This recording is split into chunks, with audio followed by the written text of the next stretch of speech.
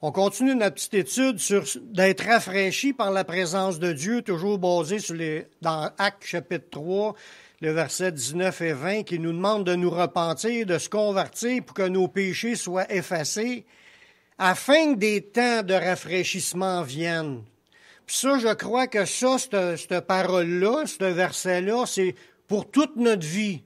Ça ne parle pas juste d'une repentance puis une conversion au début de notre vie, là, X ans, puis que là, 30 ans plus tard, on ne pense plus à vouloir se repentir puis se convertir. La conversion est à vie. C'est pour toute notre vie. Se repentir, c'est chaque fois qu'il y a un problème qui ne marche pas, il faut se repentir. Puis la conversion, c'est à vie de rester converti. Puis de convertir le reste qui n'est pas encore converti. Quand on parle de conversion, on parle de changement de vie. On parle de changement de vie, on est comme cela au naturel, puis on veut devenir comme Jésus veut qu'on soit dans le monde spirituel. Parce que la nouvelle naissance veut nous amener à devenir comme Jésus. Fait que ce travail-là de se repentir puis se convertir, c'est pour toute notre vie. Moi, ça fait 40 ans que je suis chrétien, puis je me repens encore de choses dans ma vie, puis je veux que les choses de Dieu soient dans ma vie. Je travaille encore pour ma conversion, que je sois 100% comme Jésus. Est-ce qu'il y en a ici qui veulent être 100% comme Jésus? Puis il dit que ça prend ça pour que tu reçoives les rafraîchissements. Parce qu'il dit, il faut que tu te repentes, tu te convertisses, afin que les temps de rafraîchissement viennent. Ça veut dire que peut-être tu vis dans une période que tu n'en as plus de rafraîchissement, puis on en a parlé de plusieurs rafraîchissements, puis peut-être tu es dans une période où tu n'en as plus de rafraîchissement, il faut que tu te poses des questions, comment ça se fait qu'on n'a pas là, de rafraîchissement. Peut-être qu'on a besoin de repentance et de conversion dans notre vie. Peut-être qu'il y a des choses qui ne marchent pas conformes à la volonté de Dieu, puis ça met un blocage au rafraîchissement. Puis Dieu, c'est ce qu'il veut faire dans la suite des autres messages qu'on va voir. On va voir des points que Dieu veut changer dans nos vies pour qu'on puisse les recevoir, ces rafraîchissements-là. Parce qu'il y a réellement des blocages dans la vie chrétienne. Les chrétiens ont des choses qui déplaisent à Dieu, puis ça met des blocages. On en a déjà parlé dans d'autres messages, mais revenez là-dessus, ça fait du bien. Ça nous fait faire le point pour dire, Seigneur, là, ce point-là, il faut que ça change dans ma vie. Il faut que je veux tes bénédictions. Puis il y en a plusieurs qu'on va voir comme cela, un par semaine, si Dieu le permet. Toujours basé sur les promesses de Dieu de vouloir nous changer. On croit que Jésus a le pouvoir de nous changer. Il y en a qui disent, moi, je suis venu au monde de même. Tu es peut-être venu au monde de même, mais quand tu t'es converti, tu as reçu une nouvelle nature pour t'amener à être différent. Tu n'es pas supposé de rester comme tu étais. S'il y a des choses qui ne marchent pas, tu peux les remettre au Seigneur, puis le Seigneur a la puissance de changer tout ce qui ne marche pas dans notre vie. Tout ce qui n'est pas conforme à sa volonté. Si tu es déjà une personne généreuse, il ne te demandera pas de devenir gratteux. Non, tu vas continuer à être généreux. Ça ne changera rien, ça va rester de même. Mais si tu es gratteux, il veut t'amener à être généreux. Ça, c'est un exemple. Parce que la Bible nous amène à être des gens généreux. Mais tous les points à changer, Dieu, il est capable de nous délivrer de n'importe quoi qui nous bloque, qui nous empêche. C'est basé dans Luc chapitre 4, le verset 18. Je l'ai lu la semaine passée, mais je vais toujours le ramener pour qu'on saisisse que l'onction du Seigneur était sur Jésus. On a vu que Jésus est toujours le même. Il est le même hier, aujourd'hui, éternellement. Puis son onction qui était agissante il y a 2000 ans est encore agissante aujourd'hui.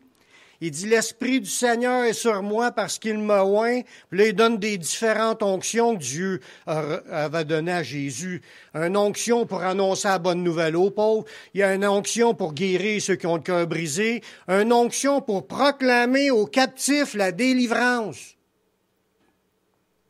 C'est cette onction-là qu'on va parler aujourd'hui.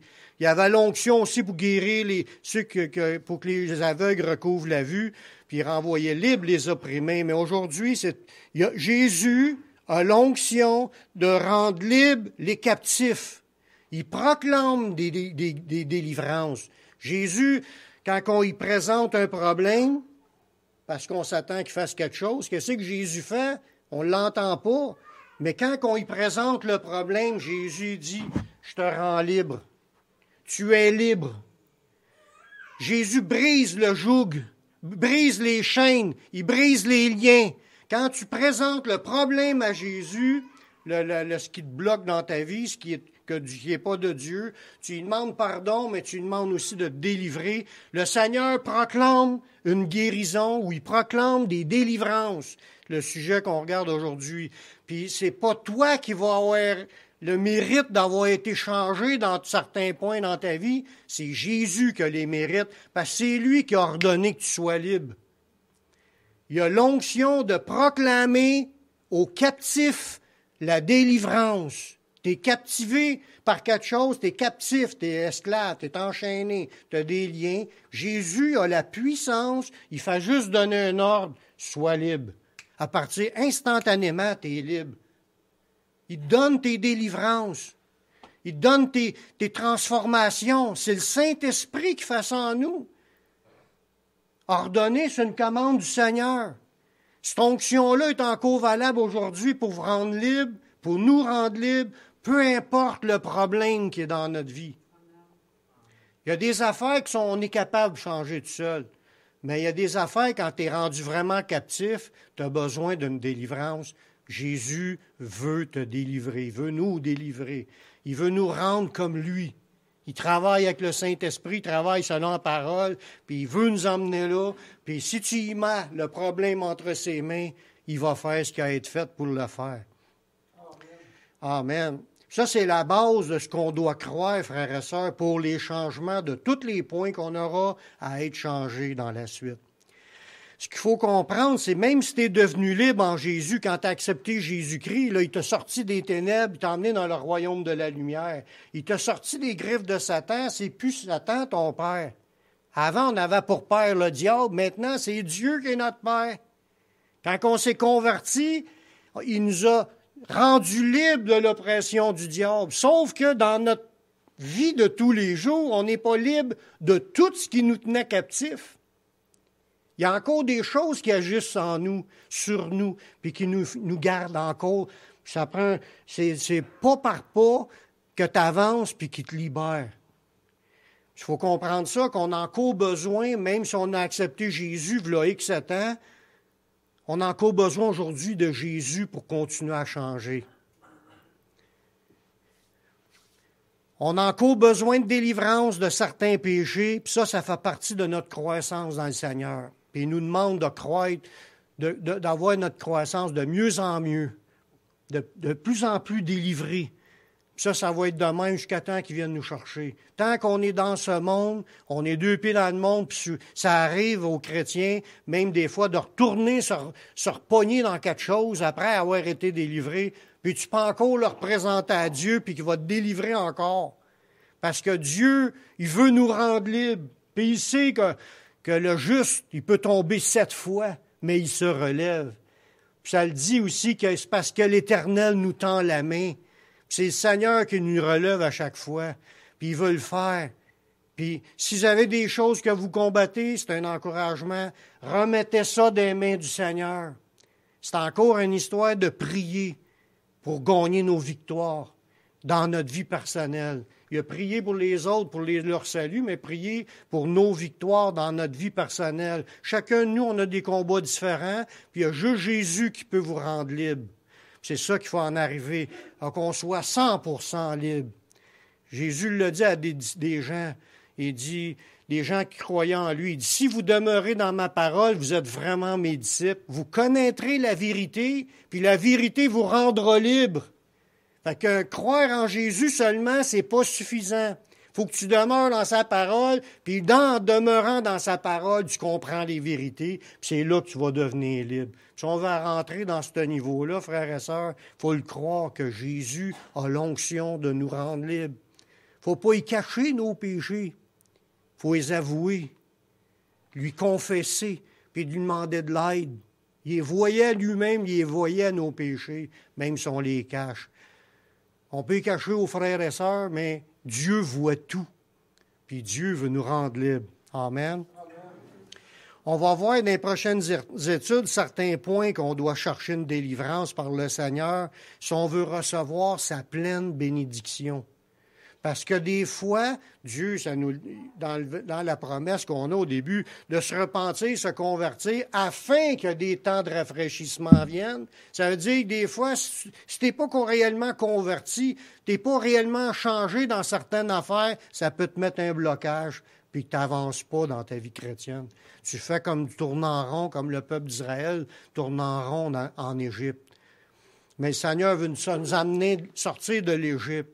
Il veut nous sortir puis nous amener dans la terre promise, qui est une vie de liberté, la gloire d'un enfant de Dieu. Aujourd'hui, le point qu'on va regarder ensemble, c'est pas quelque chose que le monde ignore, c'est juste qu'il faut toujours en reparler. C'est une délivrance de l'orgueil. C'est ça qu'il faut en arriver, parce que l'orgueil est un péché qui nous empêche de recevoir de Dieu. On veut ces temps de rafraîchissement. Tout le monde veut les bénédictions. Mais ça, l'orgueil, c'est quelque chose qui, si c'est en nous, c'est une des choses qui peut nous bloquer, qui peut nous empêcher de recevoir de la part de Dieu. Quand on parle de l'orgueil, parce que le message aujourd'hui, c'est « Soyez rafraîchis par la délivrance de l'orgueil ». Dans le dictionnaire, sur Internet, le mot « orgueil », c'est un sentiment exagéré de sa propre valeur. Ça veut dire, c'est quelque chose qui se passe là, que je pense sur moi. Là.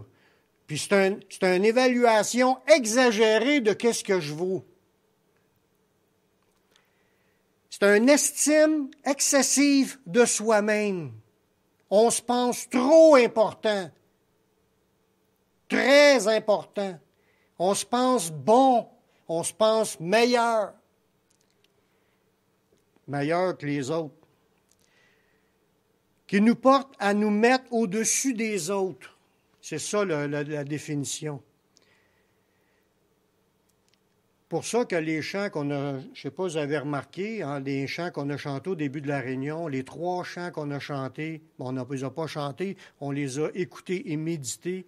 Les 3 parlaient de l'humilité, puis de l'humiliation de Jésus, comment Jésus s'est humilié, qui est complètement à l'opposé de l'orgueil. Une personne née par l'orgueil cherche à s'élever, à se considérer au-dessus des autres, puis même parfois, il se pense être le meilleur de la gang quand il se compare avec les autres. Puis ça, c'est quelque chose de dangereux dans la vie chrétienne quand on est comme cela.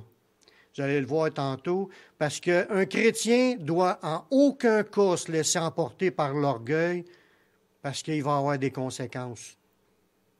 C'est déjà déclaré dans la parole de Dieu.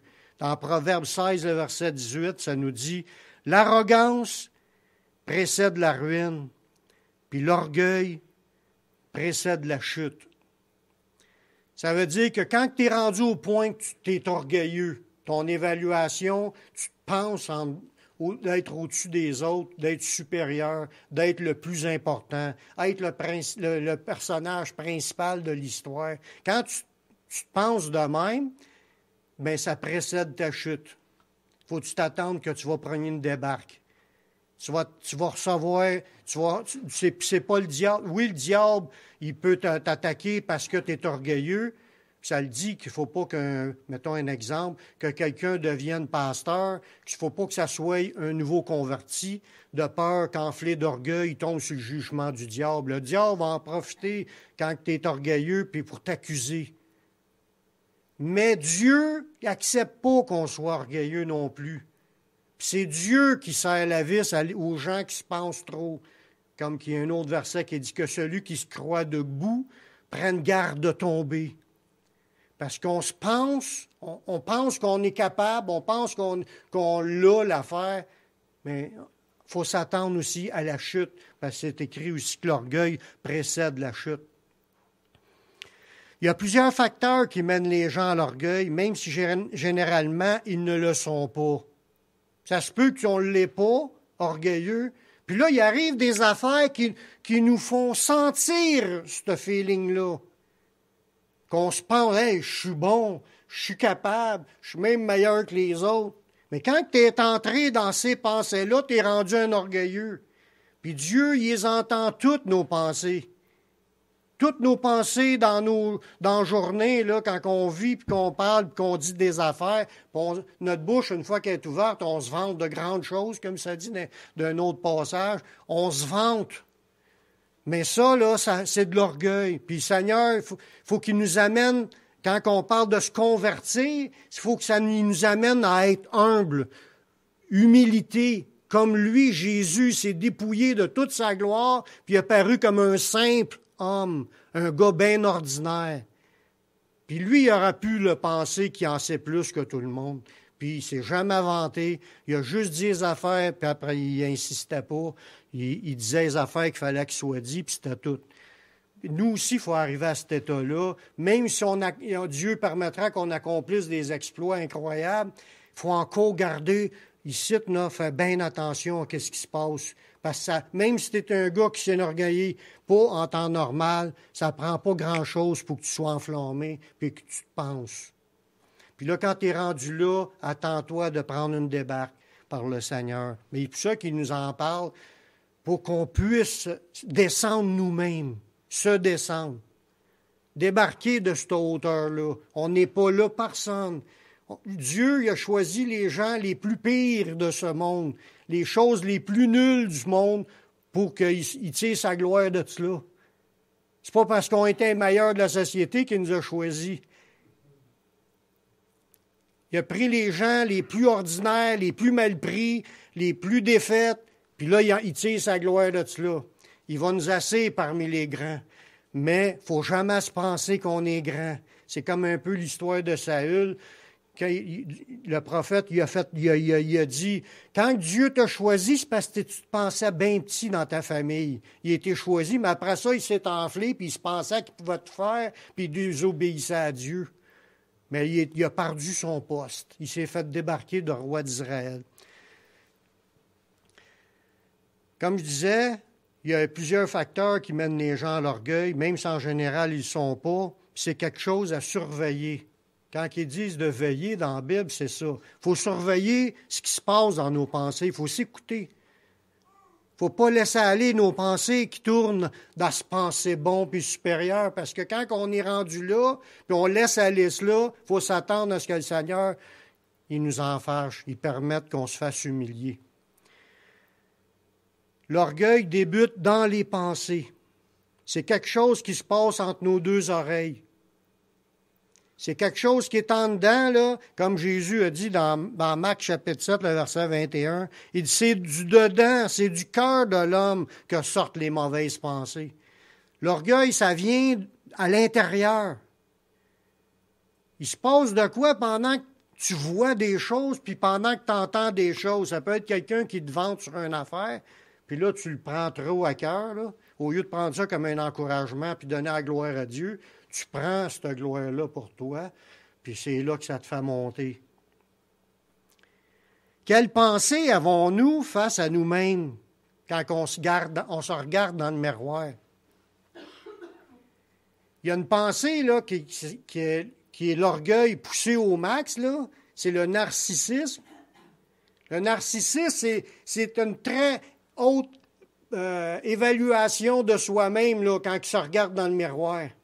Là, il se regarde dans le miroir, puis là, il se pense, Monsieur Muscle, il se pense le plus beau, puis il se pense le plus fin, puis il se pense sage.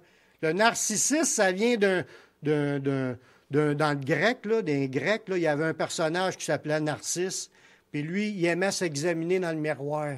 Puis il se trouvait le plus beau, le plus fin, le plus ci, puis le plus ça. Son évaluation de lui-même, c'était de l'orgueil au maximum. C'est là-dessus que s'est basé le narcissisme. Il s'appelait Narcisse, le gars.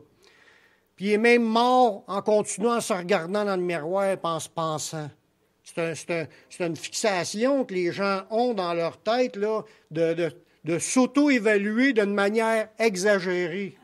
C'est compliqué, c'est dur à vivre, ces personnages-là, qui marchent dans l'orgueil, puis même plus que ça, au point qu'ils se pensent, c'est eux qui l'ont, l'affaire. Parce que souvent, il y a des gens qu'on voit là, qui ont des maladies, comme des maladies, là, puis là, ils se pensent Il y en a des gens qui ont des maladies qui deviennent sur un grand high, puis ils se pensent supérieurs à tout le monde. Puis il y a d'autres fois, ils sont bien down. J'en connais des gens qui vivent à ça. C'est sûr qu'il y a des maladies qui rendent le monde comme cela.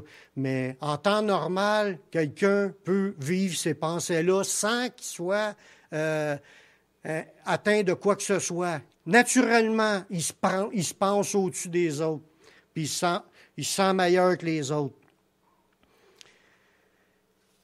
Quelle attitude qu'on a face à nous-mêmes quand on se regarde dans le miroir et qu'on s'auto-évalue, ou quelle attitude qu'on a en regardant les autres.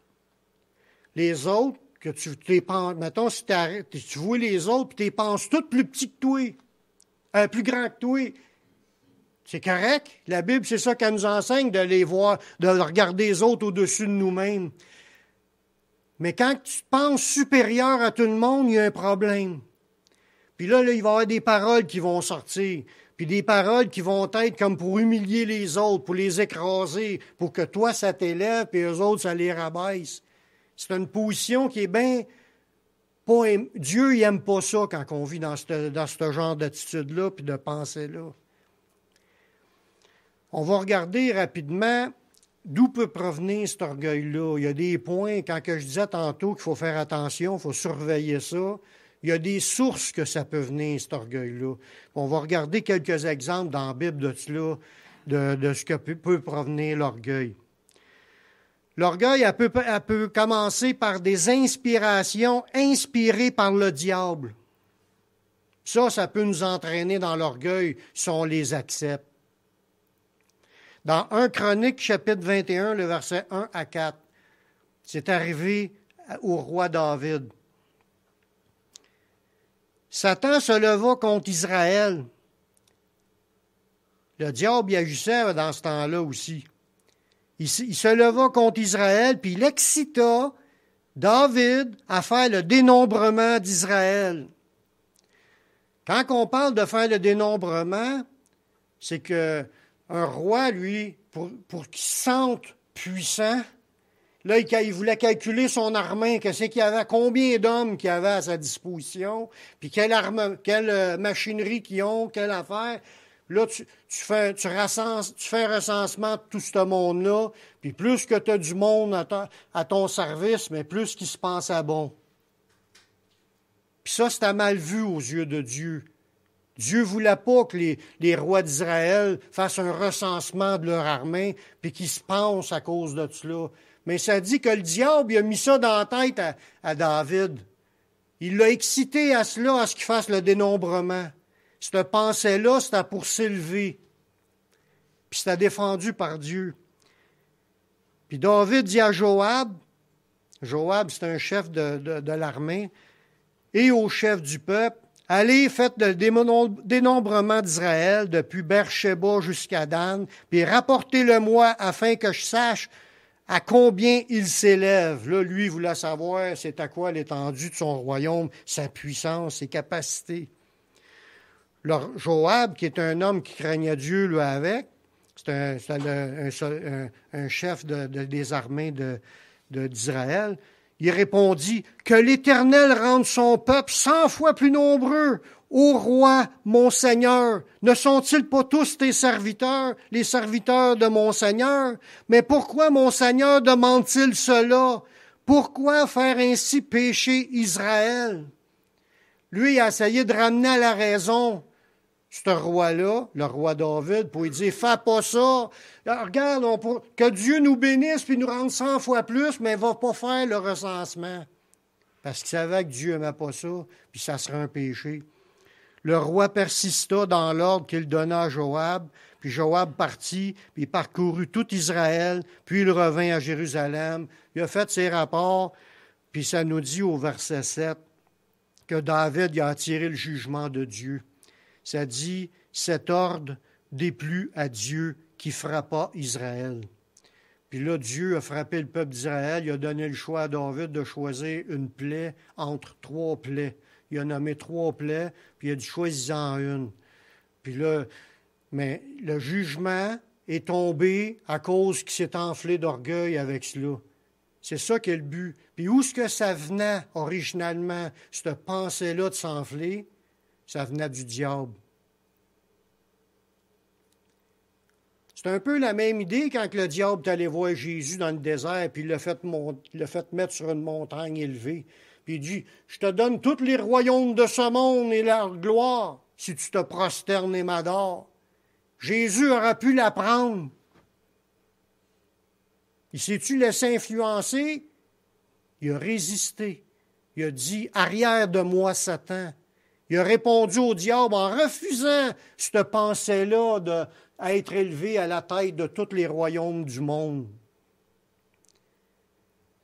Tout ça pour vous dire que faut faire attention, frères et sœurs, comme je disais tantôt, même si ce n'est pas dans nos habitudes de s'enorgueillir, parce qu'on est déjà travaillé par le Seigneur puis de vouloir rester humble, mais faisons attention que le diable ne nous shoote pas des idées qui nous amèneraient à monter comme cela, pas à se penser comme « je suis le top, je suis bon, je suis capable », puis de se vanter.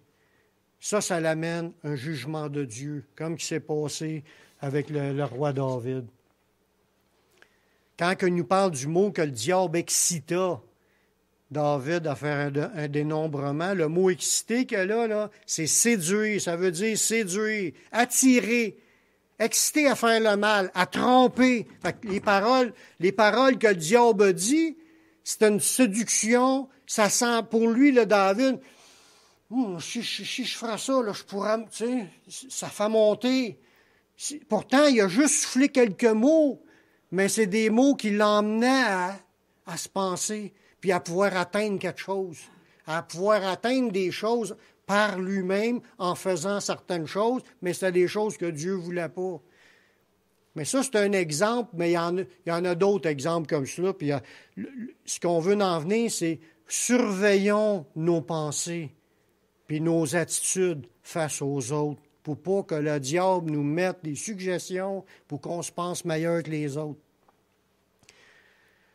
Un autre exemple dans la Bible d'une autre source qui peut faire qu'une personne s'enfle d'orgueil, c'est le monde. Puis tout ce qu'il y a dans ce monde. Ça, c'est un deuxième facteur qui influence puis qui pousse à l'orgueil. C'est basé, l'idée, sur 1 Jean, chapitre 2, le verset 16. L'apôtre Jean nous dit, « Car tout ce qui est dans le monde, c'est déjà là dans le monde, puis nous, on est 2 pieds dans le monde. » Il dit, « Tout ce qui est dans le monde, la convoitise de la chair, la convoitise des yeux, l'orgueil de la vie, ne vient point du Père, mais vient du monde. » Le monde, avec son mode de vie, le monde avec sa manière d'être, le monde avec ses philosophies, ses idées, ses tromperies, ses séductions, ses élans, son immoralité. Puis là, aujourd'hui, il n'y a plus de limite, là. Le monde, dans la manière qu'il te présente les objets, puis les accessoires, puis le luxe, puis les richesses, puis là, c'est ça aujourd'hui. Il faut faire bien attention à ce qui se passe entre nos deux oreilles quand Dieu permet que tu acquières des choses dans ce monde. Ça nous dit dans ce passage-là, c'est quand que ça l'embarque, ce mot-là, l'idée, la convoitise de la chair. La convoitise des yeux. Convoite des yeux, convoite de ta chair, ça t'amène à poursuivre des choses. Tu obtiens beaucoup de ces biens-là. Puis comment tu te penses dans ta tête une fois que tu atteins tes objectifs? Puis c'est ça qui est le piège. L'orgueil de la vie. Parce que la vie, de vivre, puis si t'es béni, puis Dieu pourvoit à ce que tu aies tout ce que tu as, puis on se pense qu'on est mieux que les autres. Il faut toujours surveiller nos pensées pour ne pas tomber là-dedans. Parce que si on tombe là-dedans, il y a une chute qui s'en vient. Parce que Dieu ne veut pas qu'on tombe dans cela.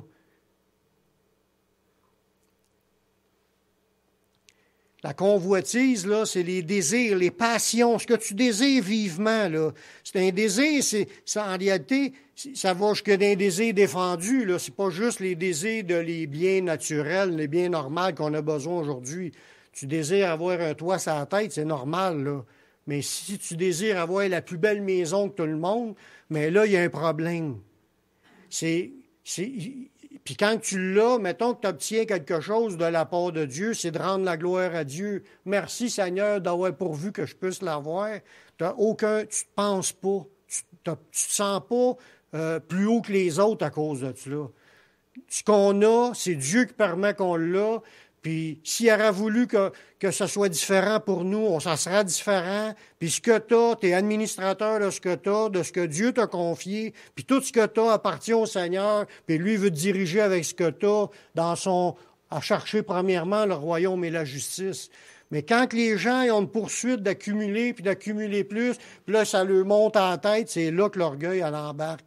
Puis ils sont plus dans le plan de Dieu, là.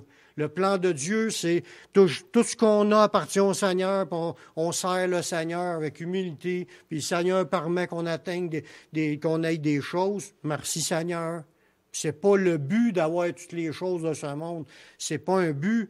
On n'a même pas besoin, parce que c'est là que la convoitise peut embarquer. Convoitise la chair, convoitise des yeux. Puis l'autre, il y a ça, lui, ben moi aussi, je vais avoir plus, parce que l'autre, il y a ça. Mais ça, là, c'est comme je disais tantôt, d'évaluer ce qu'on pense face aux autres. On devrait être content que l'autre a son affaire. Il ne faut pas penser, il faut absolument que j'en ai une plus belle que lui. Mais ça tombe dans les convoitises. Puis ça fait partie d'un des 10 commandements de Dieu, la convoitise. Ça devait être important. Troisième place qu'on peut voir, là, on a vu que le diable peut nous faire amener dans l'orgueil. Les choses qu'on a, qu'on possède, les biens, l'argent, tout ça, ça peut nous emmener dans l'orgueil. Un troisième place, un endroit, c'est notre propre évaluation de nous-mêmes par rapport aux autres. Ça a rapport à notre chair. Parce que, humainement parlant, Dieu nous a donné un corps, puis on se regarde dans le miroir. « Wow, as-tu vu ce beau corps-là? » Puis « Wow, as-tu vu? Moi, je suis un tombeur. Puis moi, je suis pas atteindre. Moi ci, moi ça. » Ça, c'est de l'orgueil, ça, avec. Ça vient de la chair. On a déjà prêché là-dessus que les 3 ennemis principaux du chrétien sont le diable, le monde et notre propre corps. Notre chair, c'est un de nos principaux ennemis. Elle veut nous amener dans des désirs qui sont contraires à ceux de l'esprit. Fait qu'elle veut nous amener aussi dans l'orgueil, parce que quand elle atteint certaines choses, elle se pense plus que les autres. C'est un autre piège qu'il faut examiner. Il faut faire attention de ne pas tomber là-dedans. On est comme qu'on est. Il y en a qui ont une bien basse évaluation, qui ne s'aiment pas pantoute. Ça, c'est exagéré sur l'autre bord, parce qu'il faut être comme Dieu nous a créés. Il faut s'accepter comme qu'on est, puis on est comme cela. On n'a aucun mérite d'être comme cela. On n'a pas choisi notre corps, on n'a pas choisi notre apparence, on n'a pas choisi notre famille, on n'a pas choisi... la majorité de tout ce qu'on vit, on ne l'a pas choisi. Bon, on a choisi Jésus pour être sauvé, par exemple. Amen. Si tu as ce que tu as, si tu es ce que tu es, rends gloire à Dieu si tu es fier de ça, mais glorifie-toi pas de ce que tu as. Il dit, qu'as-tu que tu n'as reçu? Puis si tu l'as reçu, pourquoi te glorifies-tu comme si tu ne l'aurais pas reçu? Tout ce qu'on a vient de Dieu. Merci Seigneur de ce que tu nous donnes.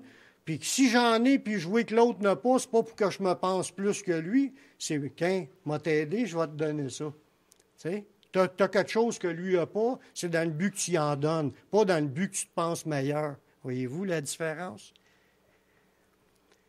Notre propre évaluation de nous-mêmes par rapport aux autres, c'est à cause de notre chair. Au lieu de se comparer aux autres, on devrait se comparer à Jésus. On a vu dans les chants tantôt, qu'est-ce que Jésus a fait? Qu'est-ce que Jésus avait? Ça dit qu'il s'est dépouillé lui-même en prenant une forme de serviteur. Lui était le roi, il existait en forme de Dieu. Il a tout quitté pour paraître comme un simple homme, comme un simple serviteur. Il s'est dépouillé de tout. Il n'a même pas rien pour habiter. Il dit, le Fils de l'homme n'a pas d'endroit où reposer sa tête. Partout ce qu'il allait, c'était service de Dieu. Servir Dieu. C'est ça qu'il pensait. Puis il ne se pensait pas meilleur que les autres. Puis il voyait quelqu'un, ça le disait dans le champ, il voyait quelqu'un de misérable, là, un pauvre, un mendiant, c'est un itinérant. Il était prêt à y laver les pieds, là, il lui donnait des soins. C'était ça, Jésus. C'était pas quelqu'un qui passait à côté du gars qui était à terre, puis comme il a passé à côté du gars qui a mangé une volée, là, puis il l'a regardé de travers pour continuer son chemin. Lui, c'est comme le gars, le Samaritain qui aurait ramassé le gars à terre qui a mangé une volée, puis il l'a ramené pour le faire soigner. Dans Luc 16, le verset 15, Jésus dit, « Vous cherchez à paraître juste devant les hommes. » On voit que l'estime des personnes, là, c'est une évaluation face aux autres. Puis ils font les choses pour les apparences, pour montrer qu'eux autres, ils sont là, tu sais. Vous cherchez à paraître juste devant les hommes. Mais Dieu connaît vos cœurs, car ce qui est élevé parmi les hommes est une abomination devant Dieu. Wow! Des fois, les gens, ils s'élèvent, puis ils pensent qu'en s'élevant, ils vont avoir une meilleure place au ciel. C'est 100% le contraire.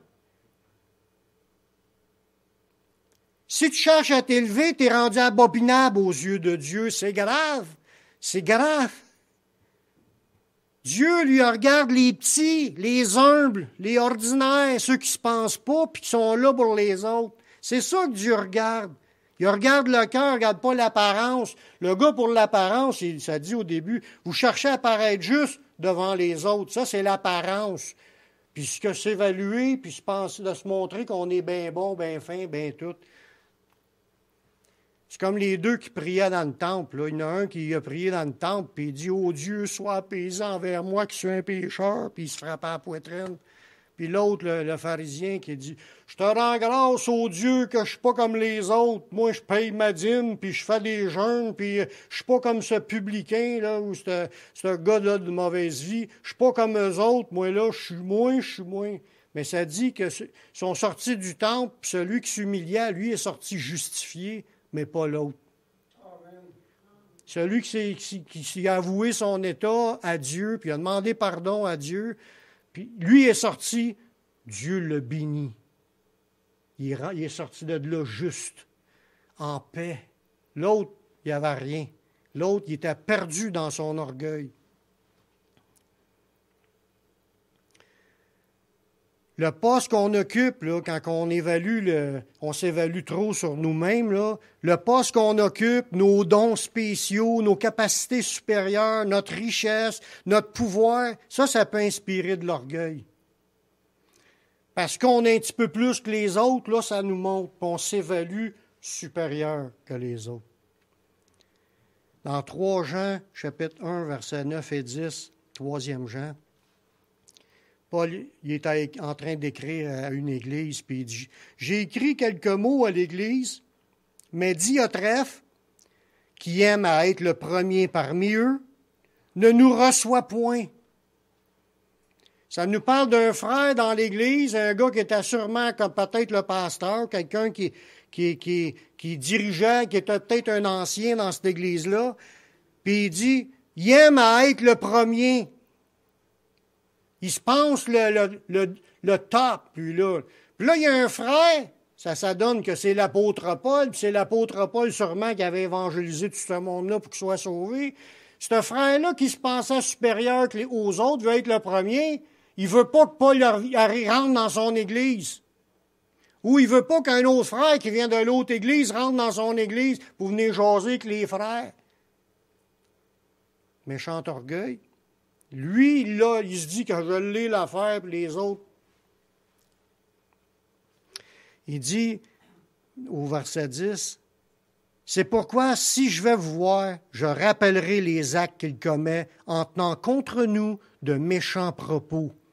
Non content de cela, il ne reçoit pas les frères, et ceux qui voudraient le faire, il les empêche puis les chasse de l'Église.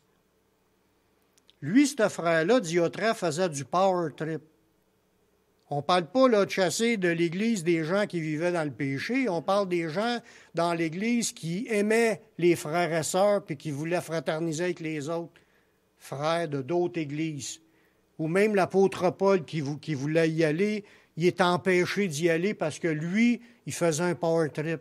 Un power trip, là, c'est se penser qu'on est en contrôle puis que là, on exerce les autres un contrôle pour mener le vie, puis là, chercher à dominer le groupe, puis l'empêcher que d'autres viennent faire une influence. Si ça serait des influences contre le péché, ça serait une autre affaire, mais on parle entre frères et sœurs. Ça, c'était une preuve d'orgueil, puis ce gars-là. Puis qu'est-ce qui sort d'une personne qui fait de l'orgueil, comme cela? Il tient contre les apôtres de méchants propos, puis il empêche les gens en les gérant. Les méchants propos, c'est des paroles méchantes, des paroles pas vraies, des paroles qui n'auraient pas dû être du tout, qui est contraire à l'amour de Dieu, puis à l'unité, puis à la bénédiction. Tu sais, comme ça nous le dit, de se bénir, puis de se donner des paroles qui donnent une édification. Quand les gens vivent dans l'orgueil, ils trippent, puis ils sont méchants avec les autres. Dans la Bible, le Seigneur nous enseigne une autre voie pour hériter ses bénédictions. C'est l'humilité. L'orgueil, ça, c'est le chemin qui mène à la ruine, à une chute. Mais l'humilité, d'être une personne humble, une personne qui considère, on va voir certains versets là-dessus, ça nous dit dans Proverbe 18, verset 12, « Avant la ruine, le cœur de l'homme s'élève. » Ça revient aux autres versets qu'on a vus tantôt. Mais l'humilité précède la gloire. Si on vit en tant que chrétien et on est orgueilleux, on s'attire un jugement de Dieu. Si on vit dans l'humilité, ça précède la gloire. On veut tous être bénis des bénédictions de Dieu. On veut tous être rafraîchis, être bénis dans toutes les sphères de notre vie. Il faut vraiment enlever l'orgueil de nos vies, puis de marcher dans l'humilité. Il faut s'examiner ce qu'on pense. Des fois, on ne l'a même pas dit, mais on peut être dans l'orgueil, dans nos pensées, puis Dieu voit les cœurs. C'est ça qu'on a vu tantôt. Même dans nos pensées, ce n'est pas accepté. Si on voit des gens dans le monde qui ne sont pas sauvés, puis on lui dit « Oh, ça, c'est des gens dans le monde qui s'arrangent avec le trouble, puis moi, j'ai pas de temps à m'occuper, j'ai pour eux autres. » Mais on se dit des pensées. Des fois, on fait juste le penser, on ne le dit pas, mais on pense de même. Mais on est orgueilleux. On était de même avant, là, ignorant des choses de Dieu. Avant de venir à Jésus, on ne savait rien, puis il a fallu que quelqu'un vienne nous parler. C'est normal que nous, même si c'est une personne qui a de l'air d'un itinérant, pour nous, c'est trop petit, là, puis c'est trop sale, puis c'est plus trop pour qu'on y aille lui parler, parce que nous, on n'osera pas se salir les mains pour aller voir quelqu'un de même. Tu vois, voyez l'idée, ça existe, ça, ces comportements-là, ces pensées-là. Faut demander au Seigneur d'enlever ça de notre esprit.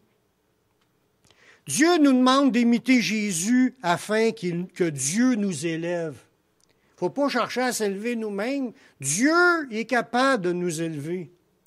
Il l'a fait avec Jésus.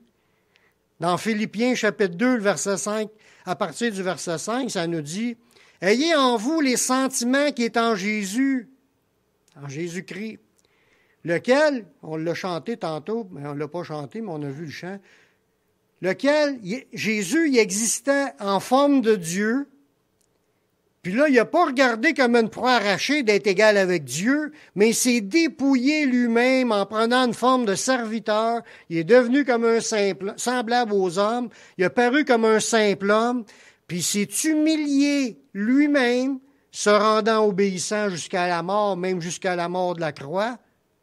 C'est pourquoi aussi Dieu l'a souverainement élevé. Jésus s'est humilié Dieu l'a souverainement élevé. L'élévation, quand on dit l'humilité, précède la gloire. C'est Dieu qui va nous relever, qui va nous élever. Nous, ce qu'on faut faire, c'est s'humilier, voir les autres plus grands que nous. Ça dit dans ce verset-là, au verset 8, « Il s'est humilié lui-même. » C'est pas Dieu qui l'a humilié, là. Oui, il avait une vie qui était difficile, homme de douleur, habitué à la souffrance, puis il était frappé de Dieu et humilié dans un sens à cause de nos péchés, mais lui-même, ça dit qu'il s'est humilié lui-même en prenant cette forme-là. Il a accepté de rentrer dans ce chemin-là. C'était le chemin de l'humiliation, c'est le chemin de la croix. Porter sa croix, c'est ça. Pour un chrétien, porter sa croix, c'est comme Jésus, suivre le même chemin que Jésus. L'humiliation, les souffrances, d'accepter de passer dans le chemin que le Seigneur met devant nous, puis de rendre gloire à Dieu en toutes choses. Ça, c'est le chemin de Jésus. Lui, il s'est rendu obéissant jusqu'à la mort, même la mort de la croix. Puis c'est pour cela que Dieu l'a élevé. Si on veut être élevé, frères et sœurs, par Dieu, il faut apprendre à s'abaisser soi-même. Pas laisser de place à l'orgueil dans nos pensées. C'est le chemin de la bénédiction de Dieu. Le chemin de l'humilité, c'est le chemin de la soumission. Ça, c'est le chemin qui reçoit de Dieu. Dans 1 Pierre 5, les versets 5 à 7, ça dit « De même, vous qui êtes jeunes, soyez soumis aux anciens. Et tous, dans vos rapports mutuels, revêtez-vous d'humilité, car Dieu résiste aux orgueilleux, mais il fait grâce aux humbles. Humiliez-vous donc sous la puissante main de Dieu, afin qu'il vous élève au temps convenable. » Voyez-vous, c'est encore le même esprit dans ces versets-là. Là. Ça nous parle dans nos relations, hein, et tous dans vos rapports mutuels. Revêtez-vous d'humilité, car Dieu résiste aux orgueilleux, mais il fait grâce aux humbles. Humiliez-vous donc, comme Jésus s'est humilié lui-même, humiliez-vous donc sous la puissante main de Dieu, afin qu'il vous élève au temps convenable. C'est Dieu qui va nous élever, qui va nous placer dans des sommets dans cette vie, comme lui le décidera s'il l'a prévu, mais il faut commencer par marcher dans l'humilité. Et déchargez-vous sur lui de tous vos soucis, car lui-même prend soin de vous. Voyez-vous, même cela, là, ça sous-entend, si tu as un problème d'humilité, là, ben décharge-toi à Dieu de ce que tu vis, de tes problèmes, de tes fardeaux, de tes soucis. Remets ça à Dieu, puis demande-lui qu'il vienne te changer si tu n'es pas capable. Ce qu'on a dit au début de la réunion, il n'y a pas de problème que Dieu n'est pas capable de régler. C'est lui qui a l'onction de nous rendre libres. Si on est esclave de l'orgueil, il peut briser ça comme cela. Il a juste à donner un ordre. Mais pour qu'il donne cet ordre-là, il faut que tu y donnes au Seigneur. C'est quand tu vas y remettre ton orgueil que là, il va briser tes chaînes d'orgueil, si t'es pogné avec cela. Je finis avec un dernier verset, parce que des fois, on dit, là, ça y est, je suis fait. Il n'y a pas de moyen que je puisse m'en sortir. J'étais un gars orgueilleux, puis j'ai fait des péchés à cause de mon orgueil, puis que là, je ne vois pas comment je vais m'en sortir, blablabla, puis on pense que Dieu nous aura rejetés à tout jamais, puis qu'on ne pourra jamais s'en sortir. Dieu, il est miséricordieux, Dieu, il est compatissant, Dieu, il est plein d'amour, puis il veut nous sortir de n'importe quelle situation. Tu as juste à y remettre. On va regarder l'exemple d'un roi, le roi Manassé dans l'Ancien Testament. Lui, il marchait dans un orgueil grave. Il a fait beaucoup de mal, pire que tous les rois païens qu'il y avait dans son temps, man, toi. Puis là, il a attiré le jugement de Dieu sur sa vie. Mais il a humilié son âme, puis Dieu le bénit. Puis c'est ça le point qu'il faut comprendre dans cela, au bout de ce message-là, dans 2 Corinthiens 33. Voyons, 2 Chroniques 33, excusez, à partir du verset 9. Mais Manassé fut cause que Juda et les habitants de Jérusalem s'égarèrent et firent le mal plus que les nations que l'Éternel avait détruites devant les enfants d'Israël. Fait que ce gars-là, il était tellement rendu bas dans sa pratique de vie spirituelle en communion avec Dieu, qu'il était dans le péché par-dessus sa tête, pire que tous les rois que Dieu avait détruits devant le peuple d'Israël. L'Éternel parla à Manassé et à son peuple, puis ils ne firent point attention. Ça, c'est... Dieu parle, frères et sœurs. Dieu nous parle, mais il faut faire attention à ce que Dieu nous dit. Alors l'Éternel fit venir contre eux les chefs de l'armée du roi d'Assyrie, qui saisirent Manassé, puis le mirent dans les fers, puis le lièrent avec des chaînes d'airain, puis le menèrent à Babylone. Fait que là, il y a eu un jugement de Dieu, puis là, il est enchaîné dans des chaînes de fer. Puis il était déraciné de la ville, puis du territoire, ce qui était, puis il a été transporté dans une autre ville, qui était la ville de Babylone, la ville des Chaldéens.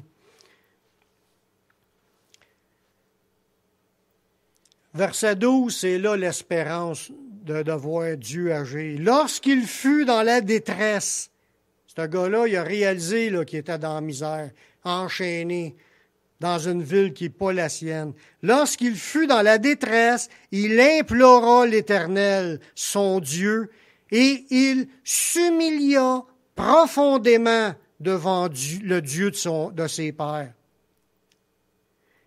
Il lui adressa ses prières, puis l'Éternel, se laissant fléchir, exauça ses supplications, puis le ramena à Jérusalem dans son royaume, puis Manassé reconnut que l'Éternel est Dieu. Amen. Même si on est calé par-dessus la tête des problèmes, enchaînés dans toutes sortes de situations qu'on est en train de vivre à cause qu'on n'a pas écouté ce que le Seigneur nous demande, peut-être c'est l'orgueil qui nous a charriés là, puis qui nous a fait faire des choix, même si ça serait les pires affaires qui ne pourraient pas arriver sur la planète, comparées aux autres, des affaires horribles. Si une personne confesse ses péchés à Dieu, si une personne est capable de s'humilier profondément, ça veut dire confesser tes péchés, puis tu vois des passages dans la Bible, des fois les gens, ils se considéraient juste être comme un chien ou un ver. Il y a des psaumes, là, puis il y a des paroles de personnages dans l'Ancien, puis ils disaient « Je suis juste un chien, comme tu sais, il se pensait même comme rien, comme un ver ou comme de la poussière. S'humilier, là, c'est d'arriver à plus se penser bien bon, bien fin, bien beau, bien capable. C'est de s'avouer qu'on n'est rien, puis qu'on n'est pas bon, puis qu'on n'est pas capable. Puis demander pardon au Seigneur à cause de notre orgueil, puis à cause de nos méchancetés, qu'on est rendu pogné dans toutes sortes d'affaires. Puis si on est capable de s'humilier de même, puis de demander pardon, mais Dieu va écouter vos prières, puis Dieu va vous bénir. Il va briser vos chaînes et vos liens, puis il va vous ramener dans votre position dans laquelle Dieu veut vous amener. Mais ça prend des gens qui veulent que Dieu intervienne. Puis c'est pour ça que le message aujourd'hui, c'était d'être délivré, c'est d'être rafraîchi par la délivrance de l'orgueil. Si on est trop pogné là-dedans, mais Dieu est capable de nous en sortir. On a juste à s'humilier devant lui, lui demander pardon, puis lui demander qu'il vienne nous changer, puis il va le faire. Puis il va vous sortir de vos chaînes, de vos liens, puis il va nous établir où ce qu'il veut nous amener. On va faire une prière ensemble pour fermer la réunion dans cette idée-là, pour qu'on puisse se regarder premièrement, qu'on prenne du temps, là, quelques secondes, là, pour s'évaluer. Est-ce qu'on réfléchit, là? Pensez à ce que vous pensez quand vous regardez les autres. Pensez à ce qu'on pense ou notre attitude face aux autres. Est-ce qu'on se pense au-dessus des autres? Est-ce qu'on se voit comme des gens supérieurs, des gens qui sont capables, puis des gens qui l'ont l'affaire, comparés aux autres? Puis si oui, bien remettez-le au Seigneur. Avouez que vous n'êtes pas mieux qu'un autre. On est tous été sortis du même trou de bouette.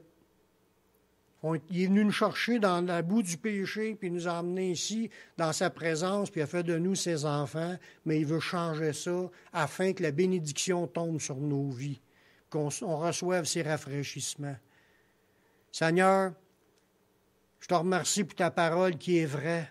Seigneur, on vient s'humilier devant toi en avouant qu'on n'est rien. On est incapable de faire quoi que ce soit. Nous sommes pécheurs.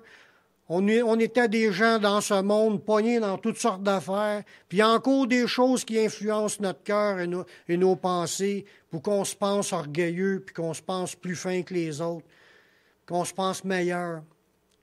Je te demande pardon, Seigneur, de tout cet orgueil qui est là. Je te demande d'enlever cela. Puis qu'on puisse être capable, avec humilité, de vivre en regardant les autres comme étant plus grands que nous-mêmes.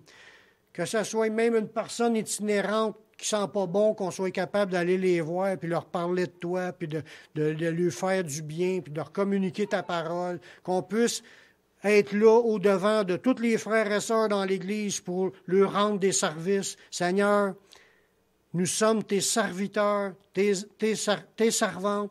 On veut marcher avec toi, on veut prendre Jésus comme modèle, puis donne-nous de marcher dans cette humilité tous les jours de notre vie. Seigneur, on te rend la gloire qui te revient dans le nom de ton Fils Jésus-Christ. Amen.